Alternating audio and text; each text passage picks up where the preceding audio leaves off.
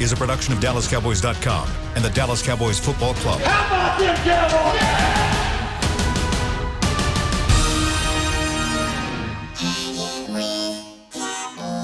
Blowing out of the backfield, exploding down the sideline. This is Hangin' with the Boys, presented by Wingstop, where flavor gets its wings. Now, your hosts, Nate Newton, Kurt Daniels, Jesse Holley, and Shannon Gross. We back! What's up? Hey! Building, baby! Let's go! Let's go! Yeah! How are y'all? Hadn't been the same without seeing you guys every week. Yeah, fellas, what's up? I don't even remember how this works. This may be a total disaster. Well, I mean, every show's a total disaster, but this may be worse than normal. Nate, how you doing, brother? Man, I'm doing fantastic. You know what, Nate? I am when Kurt starts the show with more energy than you, we got to. No, I'll tell you, I'm fantastic. I'm fantastic. He too good for us. He was hanging out yesterday with his boy. You know what I'm saying? They were reminiscing yesterday. Nah, man. He too good for us. Nah, brother. I'm High roller now. I'm pumped, brother. I'm just waiting to see what you gonna bring. This, you got a baby.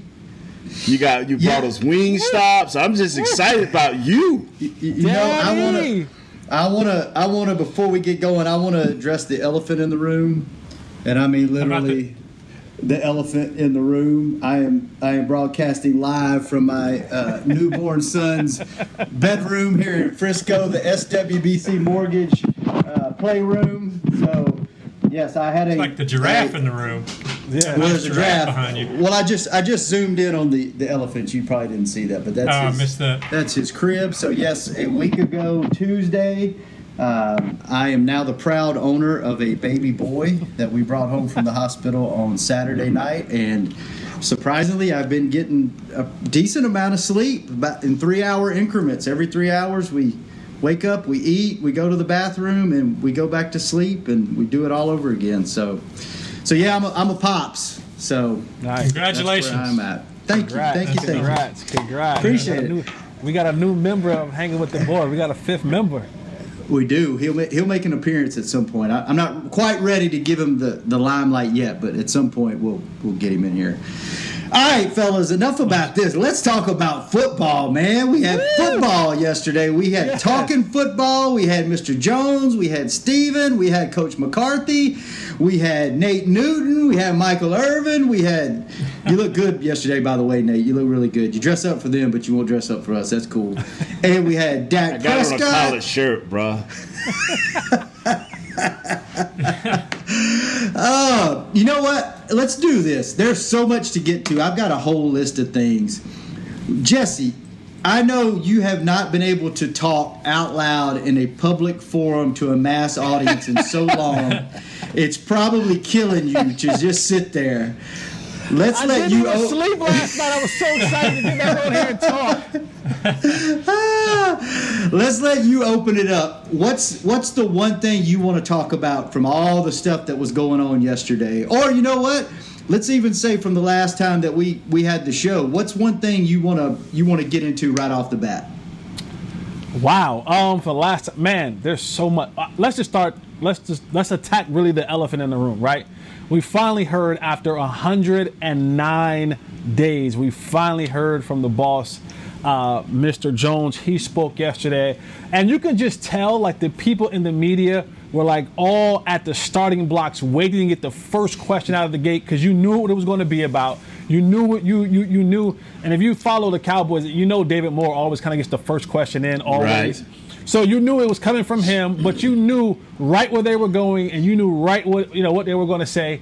And if you were born last night, then you probably didn't know that Jerry was going to have the most ready answer that he could possibly have for that particular situation. And he said a bunch of words. He said a lot of words. He went on a long soliloquy to really say nothing. Thank you. And so, you know, it was well thought out. It was executed flawlessly. I mean, he didn't stutter. He didn't miss a beat. He didn't miss a syllable or a word, a comma, quote, or nothing. To say really nothing. To say really that question that we all wanted to know and find out about. I think we're still in the same place we were before the 4-minute long soliloquy by Jerry on yesterday. But he spoke. But he spoke. And he said something. So I guess we just now have to just wait. Maybe we don't have to wait another 109 days because the season will be here before we know it, and then we'll see something. We will see something. We won't have any preseason games, but we will see something. Game 1 of the season in California. What is that? SoFi Field, whatever that field is in LA, against the Rams. So we'll see whatever he was trying to say in not saying anything at all, but using a really, really lot of words. Yeah. We will see what that product is when we get to week 1 of the season. So were you pleased with that, or would you have rather seen more definitive, No, he didn't say anything. Like he used the word grace, and I felt like he was going to take us to church, and it was grace, and it was. But I was like, man, look, God has spoken. Right, like he still hadn't answered the question. There was a lot of grace. Yeah, a lot of grace. We heard grace. A lot of grace times, and it was like, okay, we get it, grace, but what does that mean as far as? So the question is still not answered, and still vague. Yeah, it's still very. But it was the most. If it was the most Jerry Jones of all Jerry Jones things to do, it's to say something so eloquent and lengthy and give you words that you may not know or understand and have a point, almost like a preacher, and drive that point home for you to leave and sometimes feel like don't know what to even talk about. It's almost you just explained for the last 4 minutes of nothing. Right, exactly. I am the black version of Jerry Jones. There you have it. It's almost very. It's getting to where it's getting to the point where it's almost very Yogi Bearish, where he talks. He'll say something, and there's so much to take in about what all's being said that you almost forget what the point was, and you just kind of move on to the next question. You're like, okay, we're not going to get anything out of this. So, Kurt, what's something that you've been chomping at the bit to talk about, or something that came out of yesterday that kind of you want to address? Well, I think now it's chomping at the bit to talk about that signing last night, but at the time going into that press conference, it was kind of. I liked what Dak said. It was, going on to that second press conference, I liked what he said. You do wonder, though, if that's, the contract. I thought that was interesting. Nobody seems worried about it, but I think us as fans still are. So that was something that at some point I would love to get into. But, again, then that all kind of changed last night. Yeah. Nate, your turn. Hey, brother, like I said earlier, since we last talked, I feel like it's been 109 days for us, too. And I just want to say, Shannon, boy, I appreciate, you don't know how much I appreciate when I went out to clean out my car and a lady walked over to me with a bag of wings. Bro, that blew me away because my wife told me, what we going to eat today? What we going to eat? And so I took pictures and put it in her chair. She went to her back room, came back, had a big bag. So that is big for me. Your son being delivered is big for me. And I'm with you, Kurt. When are we going to talk about Everson Griffin? Let's talk about him real quick. Yeah. Yeah, shout out to Wingstop for those of you that don't follow us on social media. They for National Wing Day, they sent all of us. We finally got it right after you guys gave me so much trouble for not being able to get that stuff delivered. We finally got wings delivered on National Wing Day. Chris got nothing. That's because Chris deserves nothing. No, I'm just kidding. Chris deserves everything for keeping this thing on the track. Next time you're included, Chris. I know you got a house full of people. We're gonna have to get you the family pack. So, shout out to Wingstop. Thanks for hooking us up last week. It was awesome food. I actually had wings the night before because I didn't know they were delivering it, and then they delivered it, so I doubled up. So I think the biggest thing for me before we get into Everson Griffin is Dak had a great point that I didn't even think about, and you don't think about players talking about this, but this season he made the statement that the team that stays the healthiest has got the best shot at winning this thing this year. And I thought that was really insightful and something that, sounds like the players and specifically the Cowboys are talking about that, holding each other accountable, making sure they're doing the right thing and staying healthy, off the field as well as on the field. So I thought that was a great point and something that I hadn't really thought about. So we brought it up a few times in the last few minutes. Everson Griffin. I don't know a lot about the guy. I got several text messages last night saying you're going to love this guy. That's a great signing, a great pickup. What do you guys think about the signing? Defensive lineman from out of Minnesota, four-time Pro Bowler, I believe. What's your guys' take on them signing that, and what does that mean for the rotation the way it is? Does it change that up, or is this just more depth that they're adding? Let me say this right now. This is what we call tangible evidence.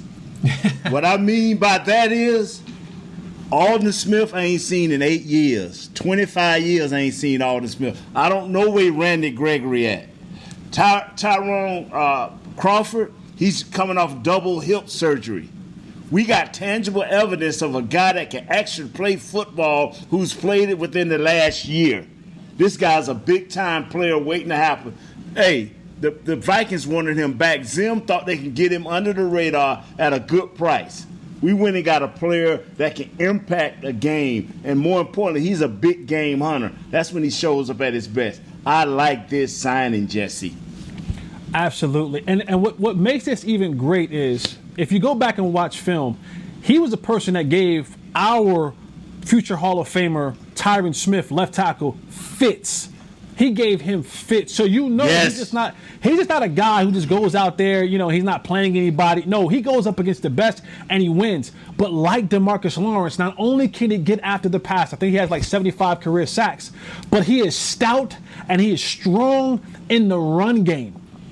And when you look at this defense, the way that Mike Nolan wants to run this defense, he wants to have Jalen Smith and Leighton Vander Esch and Sean Lee and other guys being free-flowing, attacking linebackers. How do you do that? You got to get dogs up front.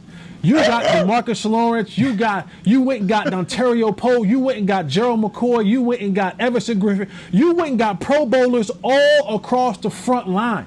And so now, what does that do for your linebackers? You keep the big guys off of them. Those small little guys that Rod Marinelli tried to have in there and playing out of position were getting pushed back into the linebackers, and now they're single blocking, and they're able to have that guard or that center get up to that second level and get on Jalen and get on Leighton. And so now the running back has all this success. Well, you've eliminated that. You've eliminated that, and on top of that, when you look at what they've done up front with this defense, they're going to get after the quarterback. They're going to stop the run game, which is going to make tremendous amount of pressure on the quarterback. And now you don't have to worry about your defense on the back end. Not saying that those guys don't have to cover anybody, but they won't have to cover anybody as long. So all those long developing routes, those double moves, quarterbacks won't have the time to sit in the pocket and to pick you apart because you got Griffen coming from one side, you got Lawrence coming from the other side, you got Ontario Poe, you got Gerald McCoy up the middle. I mean, so now you got some guys that's going, and now you have a rotation, and I don't have to depend on guys like a Randy Gregory, like a Alden Smith, like a Tristan Hill, who, by the way, Tristan Hill. And if you're watching this, hear me and hear me good. You have been put on notice. Hear me and hear me good, Tristan Hill. You have been put on notice. These guys, Mike McCarthy, Mike Nolan, these not the guys that drafted you. They don't owe anything to you. If you think for 1 second, Tristan Hill, that this is you need to be babysat now, this ain't a daycare center. All right, if you need to be babysat, go to a daycare center. Son, you have been put on notice. They have went and got some hogs and some dogs up front, and Neville Galloway and Bradley and I. And so you think if you could tiptoe around if you want this year, Tristan Hill, and you're gonna spend a lot of time on the sideline, and that jersey number might be gone. You have been Nate. Am I lying? This is a put on notice type of move. Bulldog theory here, boy. You have been put on notice. We are no longer waiting on you, Tristan Hill. If you can't get it and figure it out how to be a pro and go about your business, don't worry about it. We got some dogs. We got some boys up front that's going to go out there and play, and you might be finding a new address soon, son, especially if some other guys start popping up in camp and outplaying you, some undrafted guys, maybe some late-round pick guys. Nah, Neville Gallimore. You've been put on notice, Tristan Hill. Hey, Jesse, you tweeted something about it doesn't matter who's playing quarterback now. You really believe that? I'm always a firm believer. Now, granted, it's always great to have some dogs on the islands, right? That you can line up anybody out there. But when you get the pressure that you're going to get up front, guys are not going to have all this time for developing route. Quarterbacks used to be able to go to their first read, second read, third read, then check down and come back to the first read again. That's not going to be a realistic thing with this type of front and with Mike Nolan, who likes to dial up the blitz. So not saying that you can have any Joe Smo out there, but what I'm saying is you don't have to have Darrelle Revis out there and still be able to be productive. You need to have some guys out there who can hold up initially. If you can hold up initially at the line of scrimmage to create a little bit of timing being thrown off, these guys coming at you in waves up front, quarterbacks are not going to be back there sitting in the pocket, tapping the ball, looking around. No, guys going to be breathing down their necks, breathing down their throats, and they got to deliver the ball quicker and sooner than they want to, so guys in the back end are able to go out there and make plays and not have to cover for 5-6 seconds like they did in the past.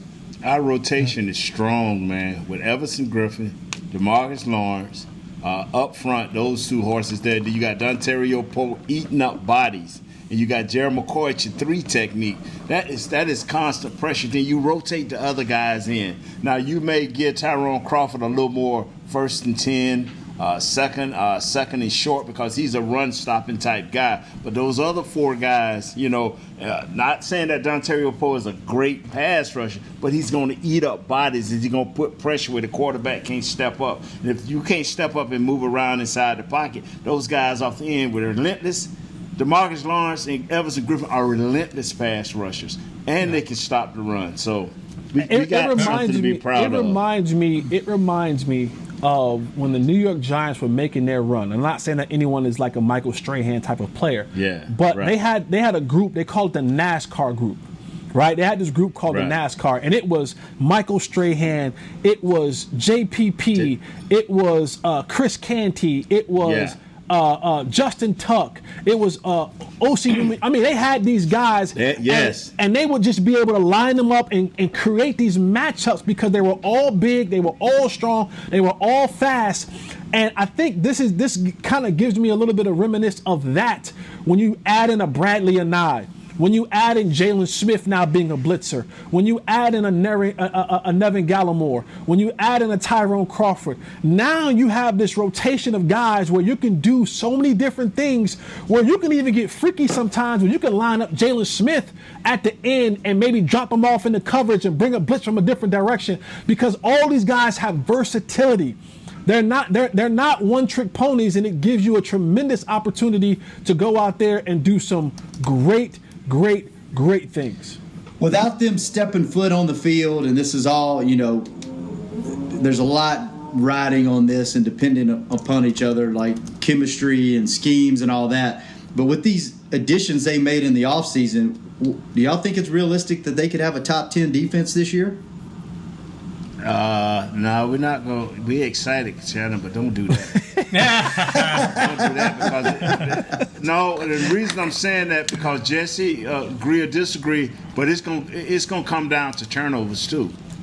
The turnovers if they can create enough pressure and our corners can knock down the tip enough balls to get interceptions or to get fumbles. If our linebacker can create separation, that what makes you a top 10. We talking about sacks and pressures and bat downs. But if you can turn them bat downs or them tip balls or those hits, them devastating hits into fumbles, interceptions. Now you're talking about a top 10 defense, and I just want to see. I would like to give them 3 or 4 weeks to get going and get grooving before we talk about that. I mean, I don't want to get too premature. Now I'll talk about our offense being top 5 or top 10, but our defense, it still remains to be seen. Yeah, All right. I agree. Well, Hey, all right. you taking a break?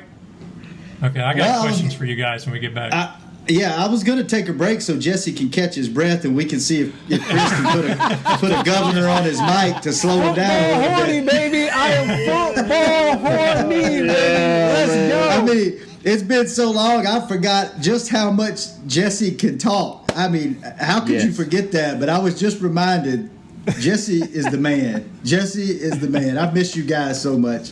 All right, let's take a quick break. When we get back, Kurt's got questions. I got dad jokes. We're going to talk about Dak Prescott. We're going to run out of time, but we're going to talk about the bubble. Do we think that this is going to work given how the NBA's handled it, how Major League Baseball's handled it? What are our thoughts on that? And so much more when we come back on Hangin' with the Boys. The Cowboys way, where Thanksgiving means spending the day with 100,000 of your closest family and friends to watch the game live. Where 16 Hall of Famers and 5 championships show us what success looks like. Where we're all defined by one single thing, the star. Where we as fans have the power to keep the tradition going. Bank of America is proud to be the official bank of the Dallas Cowboys and to support the quest of living life the Cowboys way. What would you like the power to do? Bank of America. Copyright 2019, Bank of America Corporation. Your new apartment's big. Such a great deal. It's okay. Just okay? What's not to... Right above the subway! Well, I bet you don't even notice it after the... That's my neighbor, Angus! A deal that's just okay is not okay. Get a great deal with America's Best Network. Come into an AT&T store to find out how to get one of our popular smartphones for $0 down. Based on GWS One score, September 2019. Since 1865, Stetson hats are American-made with pride right here in Texas. And Stetson is proud to be on the field with America's team. Want to show your Texas and team pride too? You can. By purchasing your own Stetson, you can look just like how the flag guys do on field at every home game. Stetson hats, the official crown of all self-respecting Cowboys, and your favorite football team. Get yours today at shop.dallascowboys.com or at stetson.com. Hey, Cowboys fans, ready to spice up your next watch party? Bring Yo Quiero guacamole and be the game day hero. Yo Quiero means I want, and we know you want great, fresh-tasting, ready-to-serve guacamole for your home gating and tailgating events. Made with real avocados and the perfect blend of spices, it will be the star of any party. You can find us at your local Albertsons or Tom Thumb in the deli section. If you can't find it, talk to your store manager and tell them, Yo Quiero guacamole. Back to Hangin' with the Boys. I like that new commercial, man. Yo quiero, guacamole. I like it. I like it. I've got a live read here that I'm supposed to do, Kurt, but you know what? Right. It's about the Star Magazine's training camp issue. So I think I'm going to turn it over to the guy that is responsible for putting this magazine together every year and did such a great job this year. Kurt Daniels, take it away. Yes, our 2020 training camp issue is now available. The print version is also available. We had trouble with getting the draft guide out in print, but the print version is now available. Digital is available. We've got scouting reports on every player. We've got breakdowns of each position.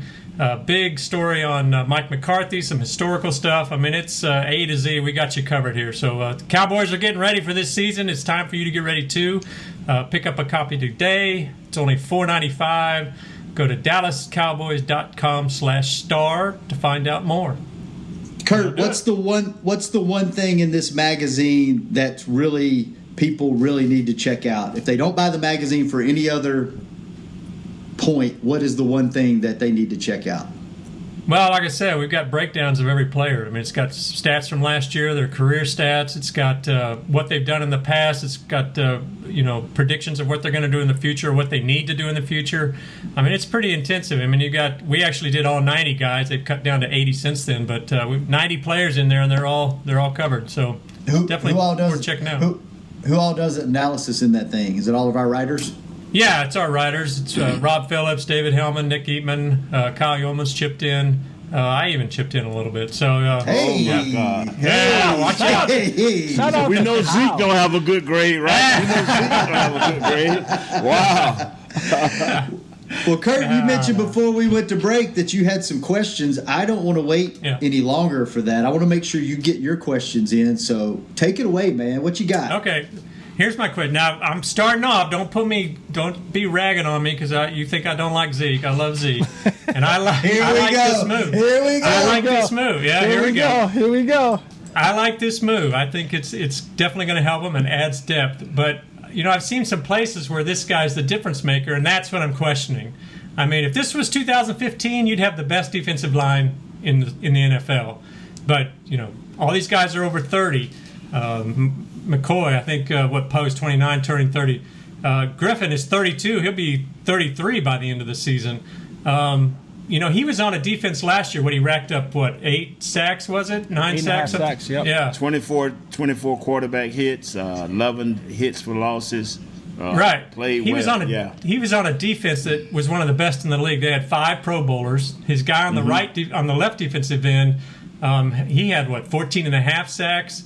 Right. They had an All-Pro. One of their cornerbacks was a Pro Bowler. I mean, he was on a solid defense. You're adding him in here now. Last year on the right defensive end, you had a guy who came in and he had 8 sacks, 8.5 sacks. Or no, he had more than that, 11.5 sacks. 11.5 sacks. Yeah, Yes. he led the team. He led the team. Now you should be stronger in the middle. Hopefully, you've got a better player on the right defensive end, although he's older. What's it? I'm completely drawing a blank. Guy last year. Yeah, Quinn. Quinn was 29 last year, I think. So right. He's going to help, but is he the one guy that's going to put you over the top? Because you pretty much got the same parts, and you may be worse on the back end in the secondary. How is he going to help you make this a Super Bowl defense? He will not play as many snaps as he played in Minnesota. That's number one. Number two, our back end, I think, is better for its talent. I don't know about his experience, but for its talent, our back end is better. This rotation that Jesse eloquently put in place here early, it is elite, man. It is elite for what we're going to ask each individual guy to do. They're going to scheme these guys. That's one thing we didn't do last year, is help scheme guys into sacks by way of blitzing, by way of being in the right places. We have that now. We're supposed to have that with Coach Nolan and his bunch of guys. This is a better defensive front as of today, right now, than what we had at any point last year. Yeah. See, I think maybe the difference maker isn't necessarily the players, it's the coaches. Because, they've got to scheme these guys up to get to the quarterback. And so a few of them they do, but some of them is raw enough to get there. D-Law and Everson Griffin they dog enough to get there. Gerald McCoy, if they play him right, he's got something in the tank, brother. We got to get you up to date, man. This pandemic got you cut off. That's the question, though. I mean, you're counting on Gerald McCoy, who's 30-something, to be the guy he was in 2015. DeMarcus Lawrence is a dog. There's no doubt about it. But how many sacks did he have last year? I mean, that's what people look at. Brother, we have off years, man. Jerry don't make the same amount of money every year either. Okay, so you had Quinn on the right side. You had no turnovers on the back end. How is Griffen bringing in his double-digit? Let's give him double-digit sacks. How is that going to help Lawrence on the other side, who didn't have very many last year, and your turnovers on the back end? I think for me, it's going to be a combination of a couple things. One, you bring Griffen is while he may not be as young as Robert Quinn, he's more experienced, right? He has more skins on the wall. He has some significant moves. But I think the one thing that we cannot miss, having Dontario Poe and having Gerald McCoy in that middle, what that does, and those guys aren't going to have to play all of these snaps. You got Nevin Galloway, who's going to be able to come in and do some other things. Antoine Woods is still there. Woods. So what that now does is those guards who were used to being able to go out and double team a guy like Tank or push out, and now it's one-on-one because those other guys were just too small, you now have to account for that pressure up the middle. You now have to designate another guy to double team one of those two guys in the middle.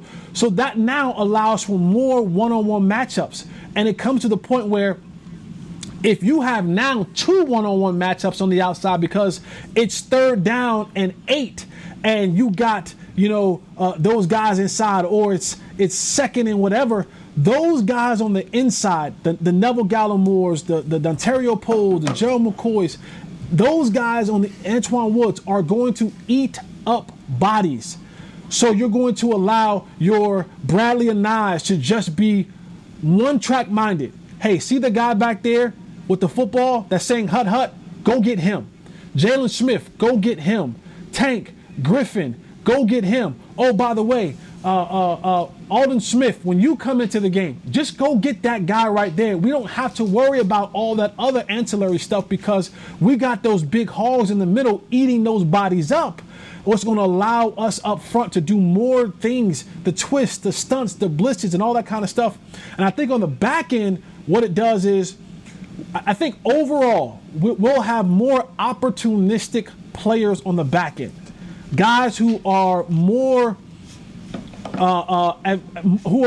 susceptible to going to get the football, right? I'm not teaching to keep my head turned around while the ball is coming. No, I'm teaching to get my head back so I can go up and get that football. And you got guys in the back end, and you got coaches that are now teaching, hey, we're going to get the football, fellas, because Coach Nolan, he gonna send these guys up front. So keep your head on the swivel because that ball is going to come out quick. It's going to come out fast. So be in a position to go and get the football. So I think that's how it transitioned from being a better defense than it was last year than it is better defense this year than it was last year. Is it enough to take them further in the playoffs? No, the offense going to do that. And then stop him once in a while. And then on offense, this offense is going to be putting up so much high numbers in points. It's going to leave the opposing team's offense to be one-track minded. And as a defensive coordinator, if I have a team that is a one-track minded team because they're down in the points, that allows me to just go ahead and unleash my dogs. I don't have to worry. These guys are down 21 points. They ain't got time to run the football. They gotta throw this thing. And so when that happens, now I can go out there and scheme this thing up completely different because that other team is trying to play catch up instead of them being in control and being the attackers. They are now the hunted and we're the hunters. And they're not going to take their foot off the gas. When you get a 21-point lead or a 14-point lead, they ain't going to take their foot off the gas until it's 2 minutes left in the game. Yeah. Right. Whereas before, we would come out at halftime, okay, we up 21 or we up 17, let's just run the ball. Oh, come on, brother. That's a recipe. I hope you're right. I mean, they had one of the top offenses. Oh, my God. Mr. Gloom and Doom. I thought that was Shannon, but now it turns out to be Kurt. Hey, I'm trying to get you guys to explain. I really hope so. Oh my God! I do. Of course, I'm a big fan. The black hole is open up. I think they're going to be better. I think they're going to be better. Shannon, but the coaches do a couple of Wingstop bones, bro. I'll take that. They're going to be better, but I think I just worry about people saying, "Oh, they're this great defense now." When I don't know if they're still they're wishing on a lot of things. There's a lot of hope, a lot of crossed fingers on what's going to happen. But I think what Jesse's saying there, Kurt, is they're going to be about opportunities. They're going to be about playing the situations a little bit better. We didn't play the situations as well last year. The coaches are the biggest impact, right? Yeah. Oh no, I'm not disagreeing with that. I promise you, I ain't disagreeing with that. Cool. Kurt, do you have any more questions, or is that the only thing you got? Oh, I'll beat them down a little bit later. That's cool. Okay. All right. Well, Jesse, you brought up a point that I want to talk about. This is something that's come up a couple of times over the last, week or so. Is now you got CeeDee Lamb in the mix. You got Michael Gallup. You got Amari Cooper. You got Zeke. You got Tony Pollard. You've got Blake Jarwin. Are there enough footballs? Dak said yesterday it just takes one guy. are there enough footballs to keep these guys happy? And, I mean, I think you expect this team to put up 27 to 34 points a week. I think that's what the expectation is. So, obviously, there's going to be, it came out last week that Amari said that, we expect to have 3 1,000-yard receivers. But then you got Zeke, and then you got Blake Jarwin. What is that going to look like, and how do you think the season unfolds when obviously there's only so many touches to go around? How do they handle that? They go about it the same way. I mean, when you look at what the numbers were last year. You had 2 1,000-yard receivers. You had Jason Witten, who came on, Grandpa Witten, and he had about 600 and something receiving yards, and all he was doing was catching 4-yard routes and falling. Then you had Randall Cobb, who was coming in. And I think he had another 600 and something yards or 500 something yards. 800. He had 800 yards, excuse me. And how many balls did he drop? I mean, he had at least about 10, 11 drops, but it would have added probably another 150 yards in total. So that gives you 3,000-yard receivers right there. Dak Prescott threw for 30 touchdowns, and he was 100 yards off from throwing a 5,000-yard season. The new league, the new football league, it's 4,500 to 5,000 yards plus now for the way that guys are throwing. So this team saying that having 3,000-yard receivers on this team is not something that's like no. In fact, you can probably damn near get to 4,000-yard receivers, because I believe what Blake Jarwin is going to do at that tight end position is going to be much more athletic, dynamic, explosive, exuberant, flamboyant than what we've seen in the last couple years from 82. So all those yards where 82 was catching and falling, I think Blake Jarwin now gets those and turns them into much more greater plays. And if Randall Cobb can get 800 yards, and I'm not putting that pressure on CeeDee Lamb because I still think he has a lot to learn, and Randall Cobb had a wealth of knowledge of how to recognize defenses and how to recognize how someone is defending him and how to get open. But if he gets close to that, I doubt he drops as many balls as him, and he's a tougher after the catch type of runner. So we know what Amari's going to do, and if Mike Gallo continues his ascension, what he's going to do, then now you're saying a guy that tight end last had 600 yards who was like a sloth, and now I got a much more athletic guy, and now I had a guy who dropped the ball 10 times last year and was hurt, who had 800 yards, and now I have this young, fresh dog of a wide receiver. It's no question. And Dak was 100 yards off from throwing 5,000, and Zeke still has 400 yards receiving, and Tony Pollard had a couple hundred yards receiving. There's more than enough footballs to go around for this team to be super successful, and for Dak to throw for 30-plus touchdowns and somewhere around 5,000 to 5,500 yards. That's fact. So all they have to do, Kurt Daniels, Shannon Gross. Okay. I'm Kurt Daniels, Shannon Gross. All they have to do is be efficient.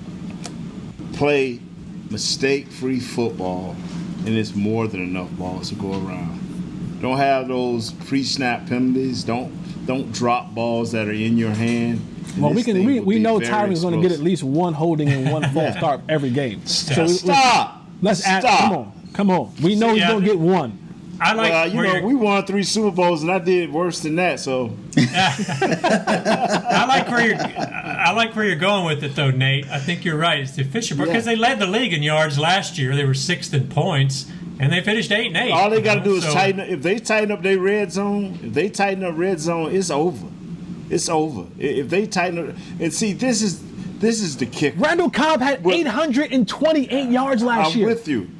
This is the and kicker. He dropped the ball 10 times. That's 3,000-yard receivers right there. Yeah, but I think the kicker is simply this right here. Let me say this: the kicker is simply this right here. You still have to account for Zeke. In certain games, you still gonna have to account for him. And I ain't talking. And I'm talking about the all-around Zeke will come back. The field will spread out. They don't have to bog down in the box now. The field will spread out. As long as young CeeDee Lamb does what Jesse is asking him to do, just catch the ball, the field spreads out. And now when you will see the big runs again from Zeke.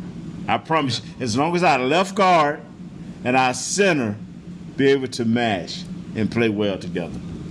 Oh boy, now you're starting up with that. But let me say this as well, and I'm glad you mentioned that because I forgot all about this. To go back to Kurt's point earlier, here's how else Everson Griffin, Dontario Poe, Gerald McCoy, and Tank Lawrence, here's how else they're going to help, and it has nothing to do with in-game stuff. Our offensive line, the new look offensive line, whether it be one of the two Connors, whether it be one of the Biaggi kid. It's Biaggi, I love that. These guys are going to get work every single day against former Pro Bowlers, right? They're going to get that tough professional work every single day against these guys. And then when you're done with practice, you're going to have a guy like Gerald McCoy say, hey, young fella, listen, early in practice you did this. Next time do this, right? Yeah. Or, hey, Dontario Poe will say, hey, man, you got me on that bull rush. What did you see? Well, I saw that you was leaning too hard on this way, and I did this. Right. Oh, Everson Griffin's going to come and say, hey, young fella, when you playing out here, look at the set. So now they have that experience of going against these defensive guys. It's going to help us offensively because that knowledge and that work every single day, you have no choice but to get better. You have no choice but to absorb and soak up that knowledge that these guys are going to be giving.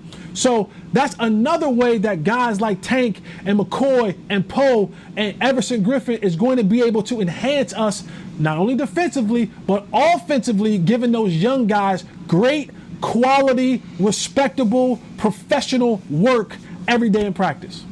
You hear that, Kurt?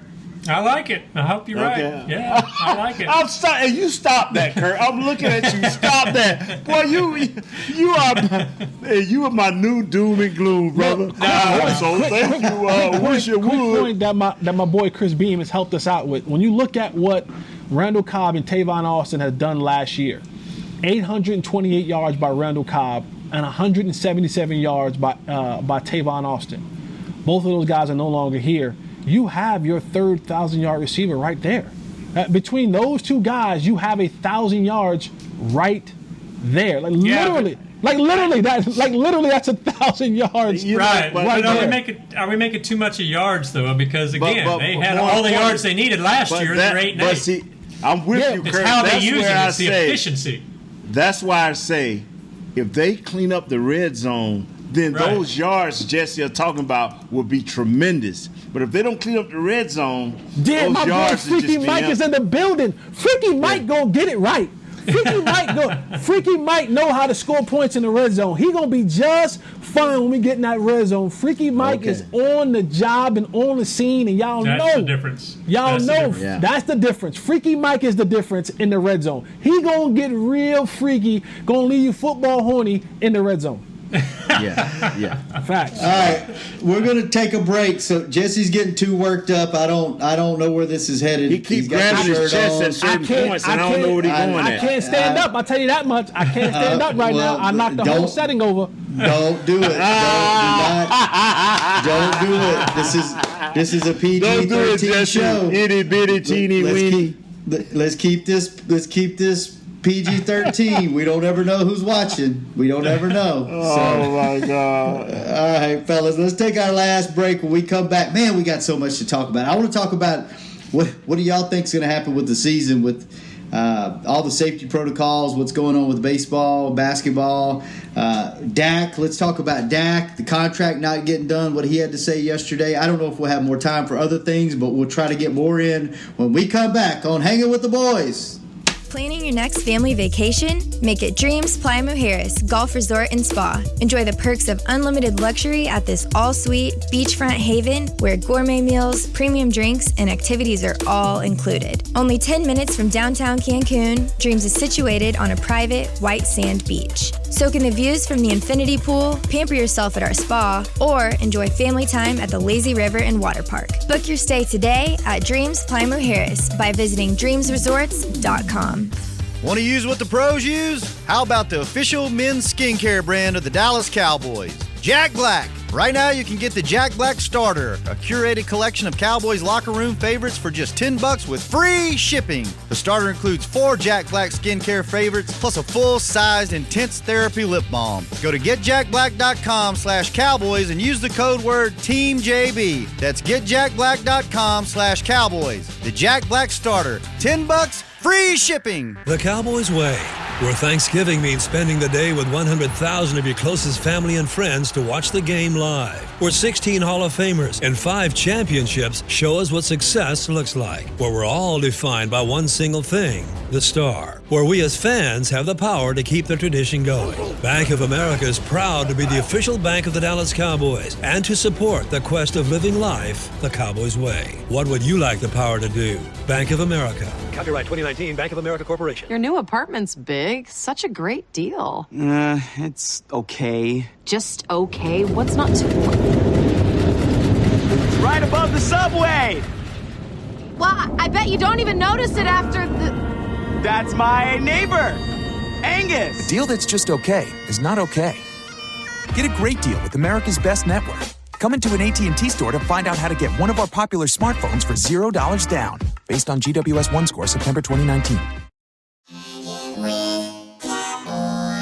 Back to Hangin' with the Boys.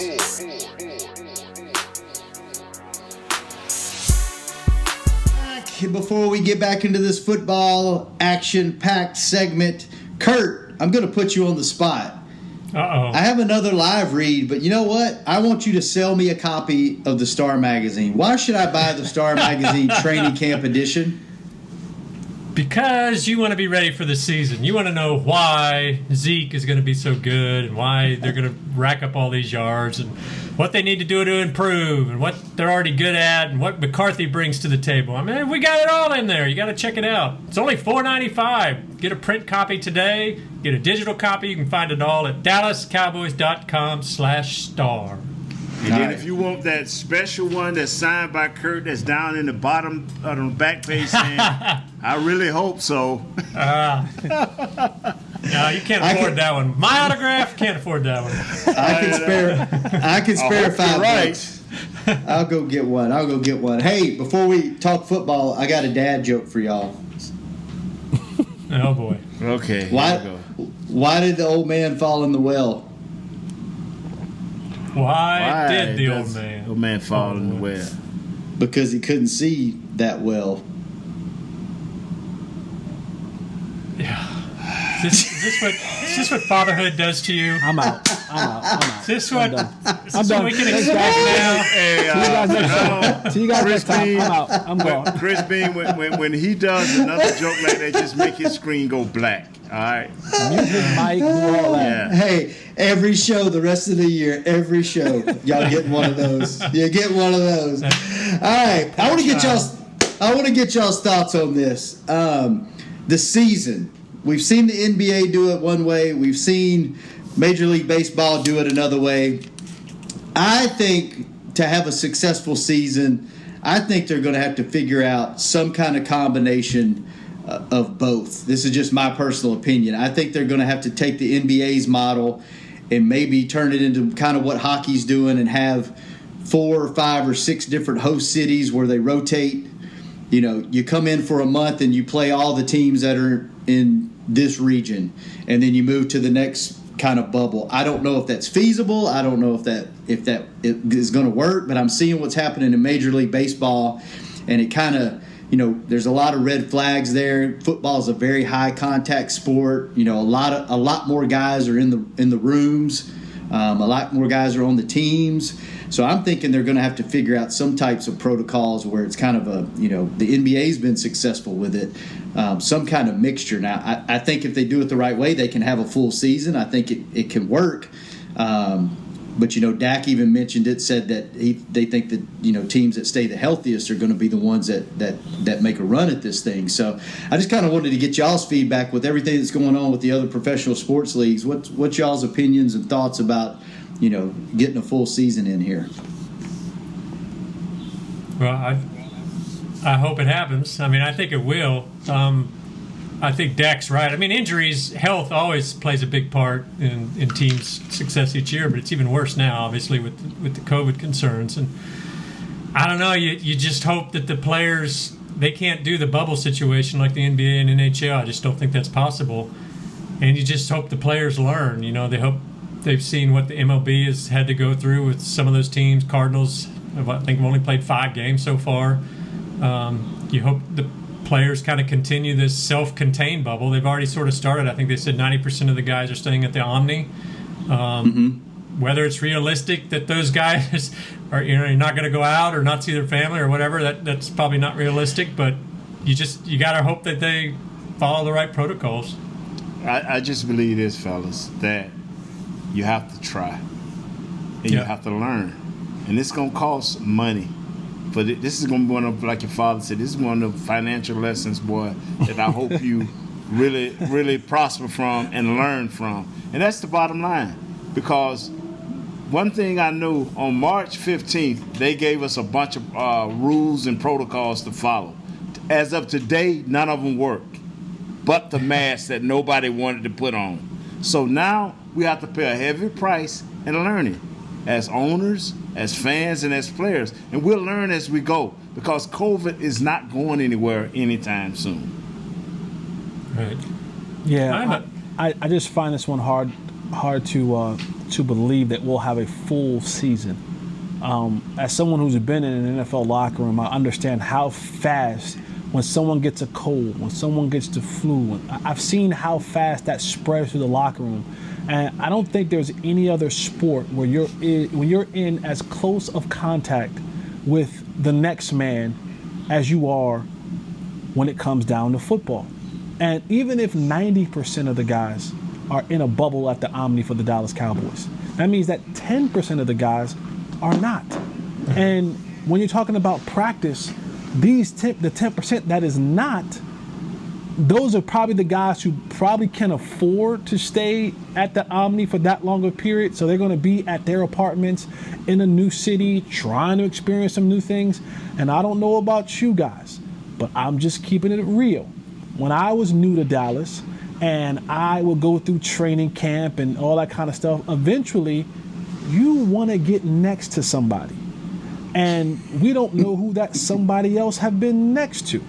And then you bring all of that back into the practice where you're now going up against Tyron Smith or you're going up against Sean Lee, and that thing can spread so fast. And unlike baseball, when you have a pitcher who may have tested positive, well, you got 7 more in the bullpen ready to go. If Dak tests positive for COVID, he's out for 14 days. That's 2 games. Ain't no way around that. You know, if Zeke tests positive for COVID, that's 14 days, 15 days isolation, quarantine. That's 2 games in the National Football League. It's not like, you got this rotation of guys that you can just plug and play. And I look at, and Nate, you can speak on this, I look at offensive line. There is not one group that is more close and tight-knit than the offensive line. They do more things together. They hang around more with each other than any other group. So that thing can spread through your offensive line like that. And now you got 4 guys on your starting 5 offensive line out with COVID for 2 weeks. And now you want to line up your $31 million quarterback and your high-paid running back. I find it very hard that this thing is actually going to work, and we're able, and by the way, we ain't even really hit cold and flu season yet. What happened when we get to October? We ain't even hit that part yet. Well, so I just find it very hard to believe that's going to happen. Well, and the thing that we have to do here, and the thing that NFL is willing to do, as we heard at the State of the Union yesterday, they going in it. They going in it with their eyes wide open, and they're enthusiastic about trying. Until we try and give an effort and see how this goes, so you can make your adjustments, because this is a day-to-day thing with this enemy we fight now. We don't know when it's coming, how it's coming, but only thing the experts can agree on is when October hit, it's coming back. Okay, we know this, we understand this. Now you just try to do what you can do and make your adjustments. And then if this thing has to shut down, you have to do a restart like the NBA. You have to do a restart, but you'll have more knowledge, more understanding of what you have to do. That means you better start fast and win games early. Yeah. Yes, sir. Yes, sir. You think won't the be like the NFL NBA. NBA got 22 guys that had a shot at the playoffs. You better start fast. I'm with you, because you want to be one of those 10 or 12 guys at the restart to be able to have a chance at being in the playoffs. So there's 4 teams now that say they're not going to play in front of fans. Is that any kind? You think the NFL is going to come out and say, okay, nobody can play with fans because that's a competitive advantage at all, or will it be state thing? That is. Will there be so few fans it won't make a difference? It's a state thing. It's going to be a state thing. You ain't going to be. That's one thing the NFL is not going to be able to control. Oh, since nobody can do this. I mean, baseball. I mean, different states have different. They've decided across the board nobody's having fans, and I just wonder if the NFL. Yeah, well, when is baseball? Baseball let they players decide. Hey, we all got COVID. Let's play. Come on, you gonna try to baseball? That's why don't get me started on baseball. I mean, when I'm at my regular job and listen to people how baseball is looking to point the finger at their commissioner. And so anything that players can do to make them their sport look bad, they do it. Football is not designed that way and not built that way. But I agree with you, Jesse. It's going to be when October comes. It's going to be ugly. Yeah, Kurt, and I think Kurt, a big part of that is I can see the competitive advantage part, but I can also see the revenue part. Like, I don't think the NFL would deny teams that are able to generate revenue. Just text Shannon. Make sure you remember revenue. Yeah, you're probably right. Since they share revenue and all that, it's probably they'll want those other stadiums open until they have a little bit coming in. Yeah, I could see it both ways, but I would imagine that they would allow teams that can generate revenue during this time to be able to do that. So, all right, let's shift gears real quick. The last 5 minutes of the show. Dak Prescott talked for the first time in seems like forever yesterday, and in typical Dak fashion, if there were any animosities between him and the organization, you could not tell it yesterday. He said he plans on being a Cowboy for life. He grew up wanting to play for the Cowboys. He's right where he wants to be. There were some questions about him and Steven talking last minute about trying to get a deal done. Obviously Dak, just the kind of guy he is, he's not going to let on if there is animosity there. What did you guys take out of that, and do you think that that's necessarily a bad thing? I know we've talked about a lot on this show that going and playing under the tag this year and then see what happens next year. I mean, there's several different opinions out in the media. What's your thoughts on how that played out towards the end of them putting the tag on him and then what he had to say yesterday? I believe this right here, and I'm going to say it right quick so I can get out of the way. You're giving him 31, that's a hard, cold cash. 31 mil. Next year it jumps to 37. If you don't get a deal next year, and you don't blow Dak out of the water if he plays well, and it's all predicated on them going to the playoffs. If he plays well, you got to get it done, because you don't want to jump from 37 to well into the mid 40s the next year. You cannot pay him then. So you're gonna have to blow his socks off after this year if you want him to be your quarterback. As players, does having that still hanging out there, does it bother you at all? Does it provide any kind of distraction or anything like that? Just get on it. For Dak, I'm gonna be honest with you. He is in such the driver's seat in this. Like, I can't see, unless there's a catastrophic injury, I cannot see a scenario where he doesn't come out winning. And here's why. Right. Think about in the last 4 years as a Cowboy, in Cowboy money, he's made about $4.5 million, right? In just salary. He's made probably somewhere between $50 to $75 million in endorsements. That's money. That's his money. Now you add $31 million that, like Nate said, that's cold hard cash. So when you look at the end of the deal, like he's sitting at it right now where I got $100 million of money. I got 100% money of $100 million. He's done enough in this league in the last 4 years with the Dallas Cowboys that if nothing ever again gets worked out with the Cowboys, someone's going to give him at least another $100 million contract. Look across the board. There are a couple teams who will be looking for a veteran quarterback in the next couple years. Tom Brady can't play that much longer. Drew Brees can't play that much longer. Phillip Rivers can't play that much longer. Cam Newton can't play that much longer. Big Ben can't play that much longer. And a lot of these teams are in positions and have rosters that are still competing rosters. So that's 5% off the top. So that in the next year or so, if they don't get a deal done, then he'll get 37 the next year. That's 137 plus the more endorsements that he'll get. That's another, let's say another 170 that he has in cold hard cash, and then someone will give him a year after that another $150 million deal, whatever. So we're talking about him leaving this deal at the end of the day when he all hangs it up around $300-something million, if not more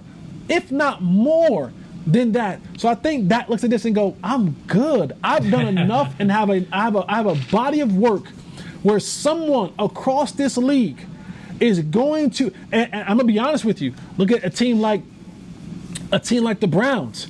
If Baker Mayfield don't start getting his stuff together, they're gonna be looking to ship him up out of there too. So there's teams all across the board. You may not want to go to the Jets. You know, I'm just saying. Yeah. there are teams all across the board who are going to be looking. The Chicago Bears. That's going to be another team that's going to be looking. There'll be 7, 8, 9, 10 teams that'll be looking for a quarterback and be like, I remember this guy. He's a guy that we want to give another 4-year, 5-year deal to $150 million, $170 million, whatever the number is. Dak's like, you know what? I'm going to say all the right things. I ain't sweating it. I've put in enough work. I'm going to leave this thing at the end of the day from a fourth round pick. I'm going to leave this thing when I'm done playing with this game, earn somewhere around $200 to $250 to $300 million in cash. Now, I don't know about y'all. I don't know how y'all bankroll goes. But if you telling me that in 10 years I can earn up to maybe $200 to $300 million, you think I'm gonna get in a press conference and have my face all turned up? Nah, I'm like, you know what? It is what it is. I know what my future is. Unless there's a catastrophic injury, that's the only thing that breaks this down. And even if it does, $100 million is still not a bad consolation prize. So Jesse, because the Cowboys said we have a team that is ready to win. We brought in a coach that is ready to win. Everything you've done, you've enhanced Dak's chances of being successful. So the Joneses know this, and I'm telling you, once this season over with, you will see a flurry from the Joneses in like we've never seen before. But Dak can still sit back and stay and pack and go, listen. Yes, he can. Y'all have to pay me what I want. Dak gonna sit there. Y'all gonna have to pay me what I want. I'm agreeing with you 100%, Jesse. Okay. I'm saying the urgency from the Joneses, we would not have seen this before. I got you. I understand, Jesse. I'm not going against you, Jesse, because I hope he drop a few of them crumbs on the side of the road so I can pick them up. You know what I'm saying? I just want to be right here like this. Yeah. You want to give me a little bit, but I'll take a little bit. You know, I want to touch the hem of his garment. Let me get a little bit of the crumbs. Yeah, I want the grace. I want the grace. Give me a little grace. Can I get some grace right there? Just some grace. Let that cup of grace run up Jesse and Nate, what y'all are saying to all the fans out there that are like, man, I hope Dak doesn't play this year, mad at the Cowboys, and then he doesn't come back and sign a deal next year. Jesse, you saying he's okay. He's good. He's good. He ain't mad. He ain't mad, bro. Man. You seen his house? Have you seen a picture of his house? Oh, yeah. That field. Backyard. Yeah. You think he worried about? Right.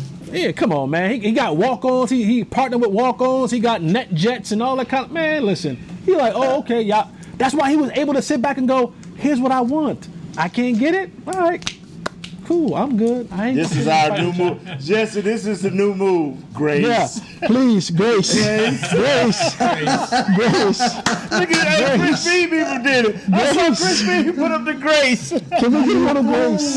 right, fellas, we got to get out of here. We got to stay on schedule. Let Chris get back to work. So, Nate, it's so good seeing you again. Jesse, so good hearing your voice. So good seeing you guys. Kurt, great good hanging out, man. Put your hands Great up, to Kurt. be back. Put your hands up, Kurt. Hey, please join us. Please join us on Monday. We will be back on Mondays at 11 o'clock, our normal time. We're going to be once a week through training camp, and then I think we'll go daily once the regular season starts. Join us every Monday, 11 o'clock. I will bring you a dad joke every time we have this show. I'm out. Black him out, Chris. Black him out. That is my gift to you. Jesse will stay long-winded. Nate will have some great insight, and Kurt will just try to ask some questions to get Nate on a roll about Zeke at some point. We guarantee you all those things will happen every show. So from now, have some grace on this show and tune in on Monday. We will be back. So good being with you guys. Thank you. Thank you, Chris. Thanks to Wingstop. We appreciate the food. Be gracious, and we will be back on Monday after practice. Hang it with the boys. This has been a production of DallasCowboys.com and the Dallas Cowboys Football Club. How about this,